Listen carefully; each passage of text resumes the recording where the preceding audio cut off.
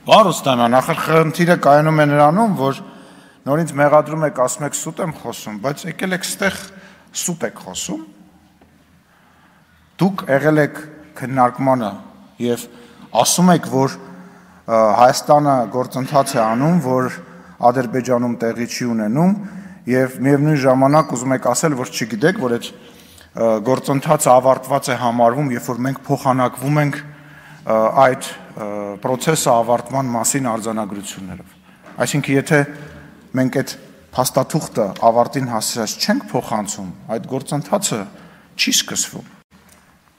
Հասկանում եք ինչ եմ ասում։ Հասկացել եք ու եկել եք ստեղ հակառակն եք ասում։ Գոնե ասեք մի հասկացեք, չեք հասկացել։ Ես հասկանում եմ, դուք ուզում եք, որ Հայաստանը սահման չունենա,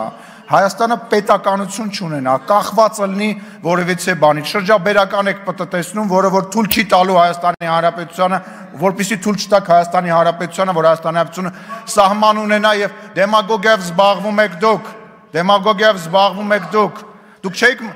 Դուք քննարկումներին կարծեմ հայտարարեցիք, որ չեք մասնակցում, չէ՞։ Մի մասնակցեք քննարկմանը։ Ընդհանրապես տեղ գալիս եք, ինչ եք անում, ոչ մեկ չգիտի։ Հարգելի գործընկերներ, լավ, եղավ, դուք խոսեք իր հետ։ Եղավ։ Դա ձեր գործը չի։ Շարունակեք, պարոն Սիմոնյան։ Ազգային ժողովը 2024 թվականի հոկտեմբերի 22-ին գումարվող նիստերի օրակարգի նախագծի առաջին բաժնում պարտադիր քննարկման ենթակա 24 հարց կա։ Դրանք հերթական նիստերի օրակարգում ընդգրկում են առանց քվեարկության։ Երկրորդ բաժնում 16 նախագիծ կա։ Ազգային ժողովի խորհուրդը հոկտեմբերի 21-ին, որին ընդդիմությունը ելի չի մասնակցել, քննարկել է այս բաժանումը նախագծերի ընդգրկման եւ դրանց քննարկման հաջորդականության հետ կապված առաջարկել է քվեարկությամբ հաստատել դրանք։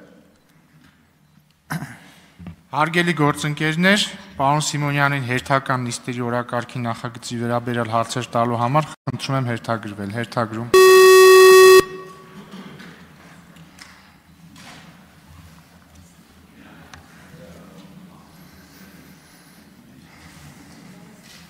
Հերթագրված պատգամավորներ չկան,